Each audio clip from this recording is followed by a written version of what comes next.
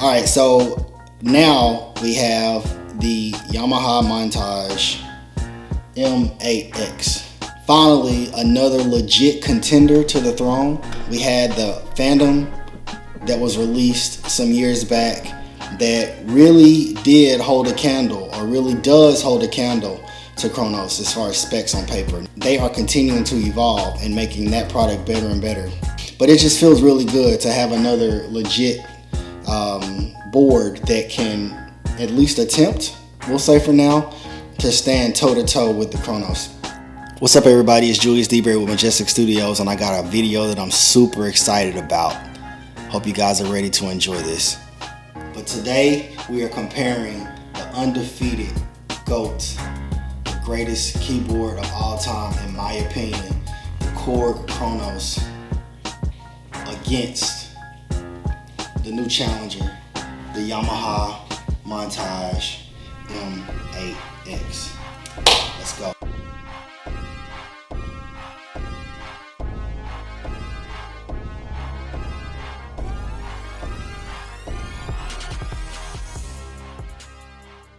All right, so first off, one of the things that was a instant eye catcher and ear catcher when the Kronos was announced, and one of the things that I remain excited about throughout the life and even today is still something that I think was accomplished that was great, was the fact that they put the 9 sound engines within the keyboard. Now, of course, they may not have been the first to ever put that in a keyboard, to put multiple engines in a keyboard. Even with the Oasis, the Korg Oasis, that keyboard it's basically the same as far as engines is concerned that the Kronos had, but the Kronos did add a couple of new things. It wasn't 9 in the Oasis, but it was several engines that it had in there. But the fact that they were able to give all of the polyphony to each engine. Now, it wasn't to say that each engine had a set number of voices and that's what it could play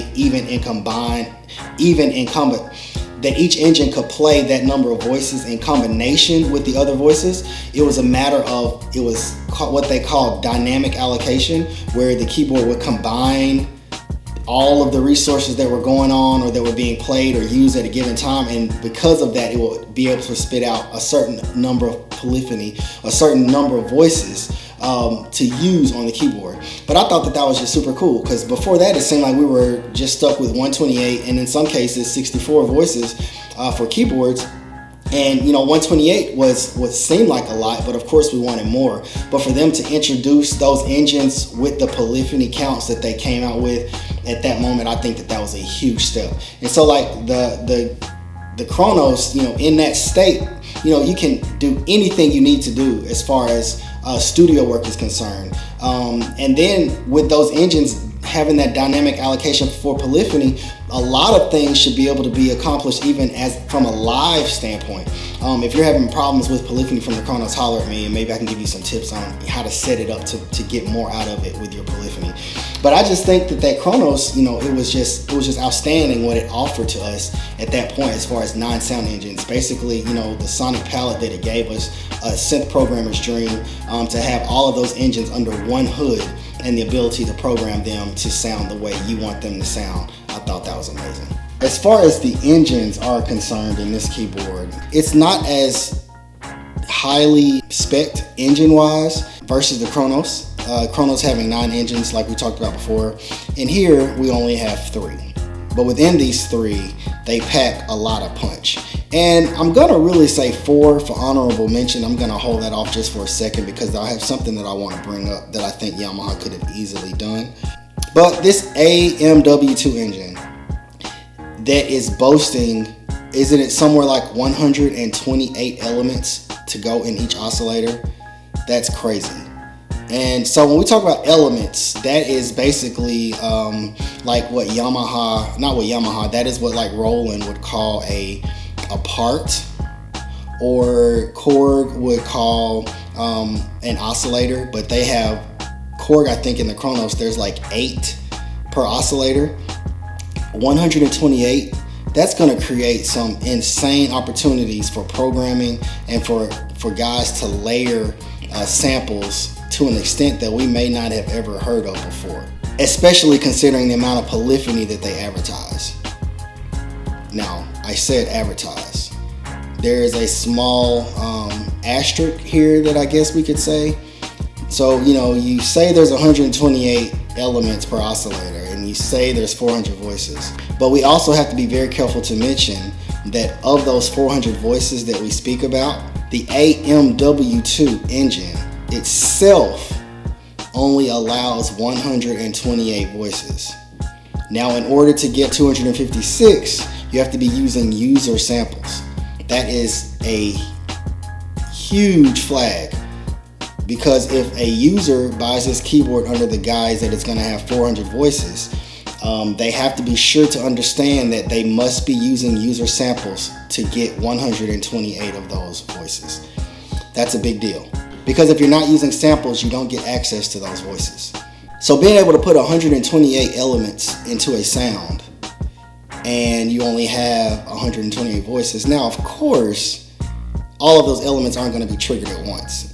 It will be velocity based. It will be key range based. There will be a lot of factors, hopefully, that go into even the factory programming of the sounds that would kind of utilize that feature to its fullest benefit, or to the fullest extent. So then you add in the FM engine, that is another 128 voices. So now we're at 256, and that's still a big number. That's still a huge amount of voices. But having that 128 missing from user samples, to me, that's such a big deal. And I think that is something that everybody needs to be completely aware of. Those numbers are going to drop significantly without user samples, and I can't say that enough. Then we add the ANX engine. Everybody was excited about it. That was something that people were hoping, when we first found out the Montage, the original Montage was being discontinued, everybody was like, oh man, I hope they're going to put the ANX engine in this one. And they did. But does everybody know that the ANX engine has already been available for years as an expansion for the Motif branded keyboards and their sound modules?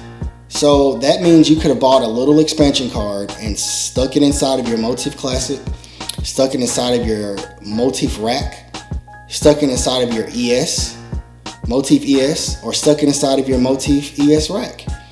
And you would have gotten to use the ANX engine. A couple $100. But of course, it's a much bigger deal to have it inside of a $3,000, $4,000, $5,000 keyboard, right? And then the fact that the technology has been around for as long as it's been, and they only give you 16 voices inside of this flagship keyboard. Now, I did not check to see how many voices the ANX engine uses on the expansion cards, or even the little Yamaha keyboard that has the ANX engine. I don't know how many voices that one has either, but I just found it a little disturbing and a little disappointing. Now, I knew this when I got mine, but I'm still going to make the statement that they would only include 16 voices of polyphony for this engine 20 years later or 15 years later after the engine was first released. And it seems like with the amount of technology and power that they have packed in this keyboard, that is something they could have added to give more voices. Even bumping it to 24. That would have been awesome. Now I'm gonna say this, that if you're talking about the Kronos, any of the analog modeled or analog based synth engines in this keyboard that you want to pick out, I'm going to use the AL1, the MS20, and the Poly 6. Okay? The AL1 is advertised at 80 voices. Now, of course, that is still dynamically allocated. Okay? It's still dynamically allocated as far as, utilizing it in combination with the rest of the resources of the keyboard, including the effects. But it's 80 voices. That's significantly larger than 16. Then we have the MS20, 40 voices. That's almost 3 times what they give you with the ANX engine. And then last but not least, the Poly 6. And it's advertised at 180 voices. That's significantly different. So if they've got the ability, if Korg had the ability to put this type of polyphony with their synth-based engines or their synth-based modeled engines, why did Yamaha stop at 16 voices in this keyboard? Now, it may not affect you guys in any way, but it is still something worth considering. that I just think that 20 years after the original technology came out, that they should have been able to put more voices in there than 16. But that's just my opinion. What do you think? Let me know down in the comments. Now, something that I do want to mention, we said that there's only 3 engines in the Montage M, but I think Yamaha could have very easily decided to advertise or even just state their organ engine as a new engine as far as the keyboard is concerned. It sounds really good. They have faders now that you can use to control the drawbars. Of course, there's only 8. I know people would have loved for them to have 9. They have a nice organ engine. I've heard a lot of demos. I don't really play organ sounds on keyboards. I have had clients come into the studio that have, but I've never had to do that. But I wouldn't be ashamed at all if someone wanted to use, now I have a real organ here in the studio, but if someone wanted to try to use one of the organs from the keyboard, I wouldn't be ashamed at all to let them hear the organ inside of the Montage M, and I think it could be viable in projects as well. Now, of course, this next thing was definitely not a first for the Kronos, but Korg kind of got us happy all the way back with the Trinity as far as these touchscreens are concerned. My first workstation was the Triton, but having this huge color touchscreen on this Kronos was also a great benefit to us way back then. It was one of the things that made it one of my favorite keyboards. I love having the screen. I love the fact of how the screen was laid out, everything. There was plenty of space on the screen. Of course, people complained over the years and said the fonts could have been a little bit bigger, but overall it was very responsive. In the Korg operating systems, they started allowing us to be able to click and drag. We were able to move faders on the screen with our finger by touching and pulling, or touching and pushing, and it just made navigation of the keyboard very, very easy.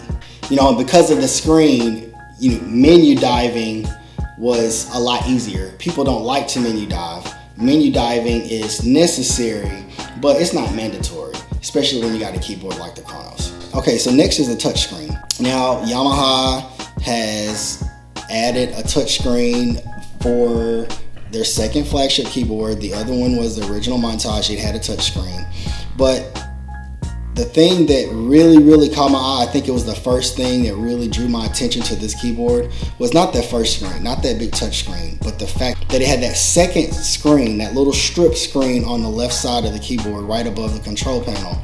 That was very intriguing to me when I saw it, and I just was wondering what it was going to be for. I figured it would have something to do with programming elements, but I just wondered, I just wondered what it was for. And that was the thing that really drew me. That was the thing that first said, okay, hey, maybe this keyboard is something to look at. Maybe it's going to be really interesting. And so now, the ability that they gave us with that screen, there's so much visual feedback for programming parameters. And the fact that whatever you have set on that screen, you can push a button and everything that's related to those parameters comes up on the touch screen, so you can see it in more detail. And also vice versa. If you have some elements and things pulled up on the touch screen, but you want to see them and be able to fine tune them in the little small programming screen, you can send everything over to that screen. And I think that was an awesome thing that Yamaha added for this keyboard. In fact, it's one of the most impressive things in my opinion. Like I said, it was the thing that drew me initially to start really paying attention to this keyboard. I think having that second screen is really dope, and it makes things for programmers very easy. Having everything like right there in 2 different places to be able to see and interact with them at one time and get an immediate visual feedback, be it from the touch screen or that extra programming screen that you have on the left side. Menu diving being necessary but not mandatory, and the reason why it wasn't mandatory was because of this awesome control surface that they gave us on the left side of the keyboard. We were given 8 knobs, 16 switches, and not 8, not 9, but 10 faders to use to control our sounds. This control surface was divided between, I think, about 5 layers.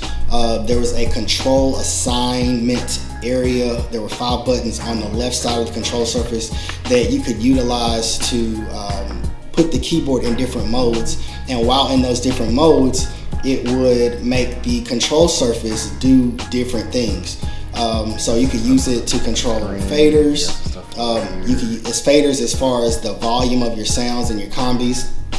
But then you could also use it to control Karma, or you could use it to control external MIDI gear, or you could use it as like a programming station to help you quickly get to the parameters that you need to get to program your sounds. The control surface area was made where it could coincide with the touchscreen, so you got visual feedback immediately of the things that you were changing with the knobs, the knob turns, the button pushes, or the slider movements. You saw that stuff pop up on the screen immediately. So I thought that was really cool to give us something visual to see as we moved and made adjustments using the hardware controls that they gave us. Okay, and real talk, Yamaha might be trying to redefine what we call a control surface, because if you look at what they have on this keyboard and the way it's laid out as far as an interface to help people get around the keyboard, it's insane. Like buttons, switches, faders, clicky things, all kinds of stuff to help us as far as moving around and changing the way our sounds sound and being able to manipulate stuff on the fly. Okay, so over that LED screen that is on the left side of the keyboard, you also have 8 buttons. At the bottom of the control surface, you have 8 buttons. Then you have 8 knobs, 8 faders. And then underneath the screen, there's another 6 knobs. Just a tremendous amount of ways to edit your sounds and having touch and feel feedback.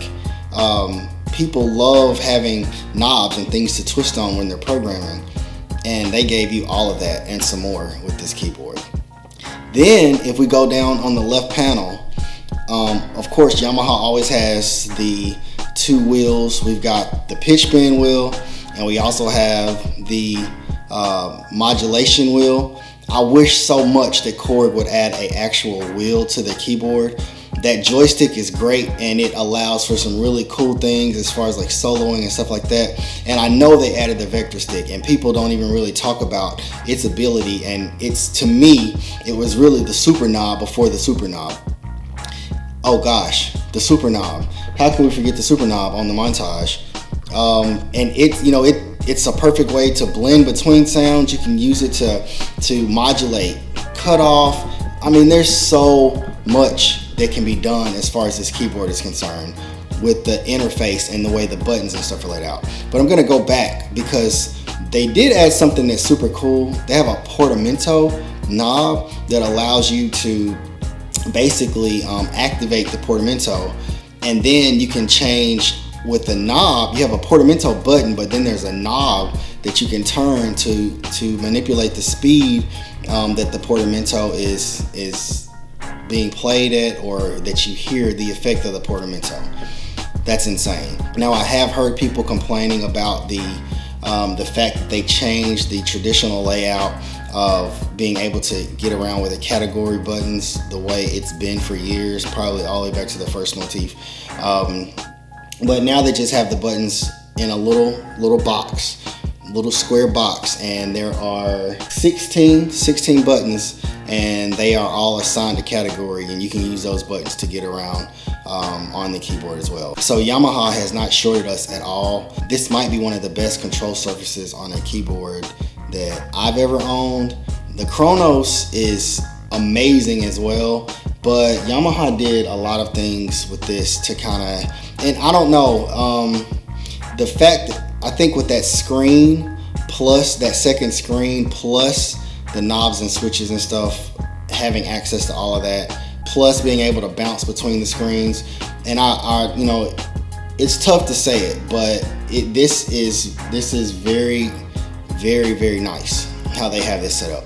That doesn't take away from the Kronos one. The Kronos control surface is awesome too, but they really did some nice things with the Montage M as it relates to us being able to use buttons, switches, knobs, and faders on the keyboard to be able to manipulate our sounds and get around on the keyboard in a very fast, efficient, and effective way. And they need it because there is a lot going on. This is my first Montage, and it is a little overwhelming because there is a lot on the screens. There's a lot going on the whole keyboard. So they need all those little buttons and shortcuts and stuff to help you get around and be able to manage and be able to keep everything in a nice, organized manner while you're playing and performing on the keyboard. And lastly, how can you talk about a keyboard without bringing up its sound? And the Kronos sounds huge. It sounds great. You can chop that up however you want to. I've heard many people say a lot of different things about the Kronos, and it sounds too digital, it sounds too harsh, but the keyboard sounds good. If you know what you're doing, you can make it sound even better. I think the sound quality of the Kronos was great even when it came out way back then. But today it still stands up against the likes of the Montages and the Phantoms and the Nords that are coming out today. Korg has come a long way as far as its pianos are concerned. We all remember the Korg Triton and the pianos that were on that keyboard. And people used to really complain like this stuff is horrible. But Korg listened to the users. They continued to improve those pianos. And with the Kronos, when it was released, they gave us the German Grand and the Japanese Grand just to start off. Those were a part of the piano engine that were put in the keyboard. And then you were given all of the parameters and things that you could manipulate and change to improve that sound and make it sound even more like you and the way you want your piano to sound. And that was beside even the fact that they had the Rompler engine that also had some pretty high quality piano samples in the HD1, and you could build pianos based off of that as well. If you didn't want to use the actual piano engine in the keyboard, you could use the Rompler and build your own pianos using the samples that were there, or there were plenty of presets that you could have used and tweaked as well. But since the initial release of the Kronos, where the German and the Japanese piano came out, we have also been given the Austrian Grand, and then with the Kronos 2, even the Italian Grand. So Korg has, continued to evolve their sound as time has gone on, and they've introduced pianos to keep the sound fresh. And I'm going to throw this in here now too. It's not anything to do directly with the Kronos, but Korg is responsible for it. But they've also put a upright Grand inside of the Nautilus, and it sounds great. I've heard a lot of church guys saying they wish that their keyboard had a nice upright piano sound. Well, they've got one in the Nautilus. You guys should check it out if you haven't heard it yet. But a term that I've kind of started to use quite a bit, especially since Kronos, is sonic potential. And with the 9 engines that they put in this keyboard, the sonic potential is pretty unmatched. This keyboard, like I said earlier, it can handle anything that you need to do as far as studio, anything you need to do for live, and even if you have film scoring that you have to do, this keyboard can handle it. So with that said, I've always said the Kronos is king. Kronos is the GOAT. It's going to be hard for any keyboard to stand up to it, but Yamaha has done a great job with this new Montage, and let's talk about it and see where it stands compared to the OG GOAT of them all. I have only had this keyboard for about a week and a half, going on 2 weeks now, and I will say that it sounds great. There is a lot of detail in the sounds. There is a lot of tweakability in the sounds.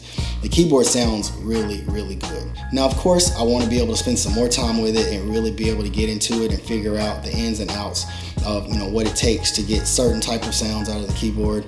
But just as it stands, it sounds great. All right, so that is my synopsis and overall feeling towards both of these keyboards as it relates to the technology in them. I am very excited about the Montage. I am very satisfied so far with the way this keyboard feels, the way I feel sitting in front of it, the way I feel playing it, the way it sounds when I play it. I'm excited about the potential that there is for that keyboard. In the right hands, I think it could be incredible. But I'll also say this. Should you go out and sell your Kronos to fund the purchase for the Montage? Absolutely not. I don't think there's enough there to justify selling the Kronos to buy the Montage. I think these keyboards are as much similar as they are different. At a certain point, it boils down to preference and what you think is best for you and what inspires you the most to make music. So I don't think it offers enough differences to say, okay, I'm gonna go get rid of my Kronos so I can buy this keyboard. With that said, if you don't have a Kronos, and you're considering buying the Montage, now what? Then you have to say, does the Montage offer enough to justify the price difference between a Kronos and a Montage? And I don't think it does that either. I think at this point, you could go out and get you a used Kronos, or better yet, a new Nautilus, and I think sound-wise, you'll be just as happy. Now, Kronos can compete head-to-head with it as far as onboard controls. The Nautilus, once you add the Korg Nano control, you have significantly improved your onboard control of that keyboard. And sonically, the Nautilus can stand up toe-to-toe with this keyboard just as well as the Kronos. Now, the best case scenario is you already own a Kronos and you're on the fence about this keyboard. And if you want it, it's great. I don't think you'll be disappointed at all with what it gives you, what it offers you, the benefits that you have from it. I think if you like to tweak sounds, if you like to program sounds, I think there's a lot in this keyboard that can keep you busy for a very, very long time. Not more than this per se, but I think that if this is something that you want, I think the purchase is justified, especially if you don't have one already. Now, I didn't own the original Montage, so that's kind of hard for me to say, but I think this is a great keyboard. I think the Montage M is a great keyboard. I think Yamaha did a great job, and I am going to enjoy digging in it, learning more about it, and posting more content for you guys to see. Another point that I want to make is that I think Korg was so far ahead of everything when this keyboard came out that a lot of what's being introduced to us today as far as keyboards and technology in keyboards, I think they're really playing catch up. And if you look at these keyboards side by side, you know, they are very similar in even how they look, and as far as the functionality and the different control surfaces. In my opinion, something that is 10 years or more newer than something else should be significantly better. I don't think that the Montage is significantly better than the Kronos. Now, polyphonic aftertouch is a huge leap forward for flagships. This is the first one, I think, as far as the big boys from Roland, Yamaha, and Korg, I think this is the first one to offer polyphonic aftertouch. I may be wrong, but I think this is the first one. But polyphonic aftertouch alone isn't enough. This keyboard is very polished, and it is very awesome. It's excellent. But it's just kind of hard for me to give it a nod over the Kronos, considering what the Kronos offers, and it's been here for over 10 years. So, for what it's worth, you know, take that information and let me know what you think. What is your opinion? How do you feel about the Kronos versus the Montage directly, comparing the technology? Now, as far as how they sound, we're going to have some more videos, some more content coming very soon where we may do some direct comparisons. I want you guys to be able to hear what the pianos, the electric pianos, and some of the synth sounds sound like in the Montage. So we may do some demos of that along, and then we'll have some more content coming that will showcase the two keyboards and their sounds versus each other. So hope you guys enjoyed the video. Like I said, if you would leave me some comments down below, let me know your opinion, what you think. I'd love to interact and talk to you guys about that. If you enjoy content like this and you want to support the Majestic Studios channel, please like the videos, subscribe to the channel, leave me a comment, and share the videos with other people so that they can see. We have super thanks available that you guys can use to contribute to the channel. So if you would like to do that, I'd very much appreciate it. We also have membership options available. If you guys are interested in that, please check out the channel. And again, I hope you guys enjoyed the video, and we'll see you on the next one. We're out.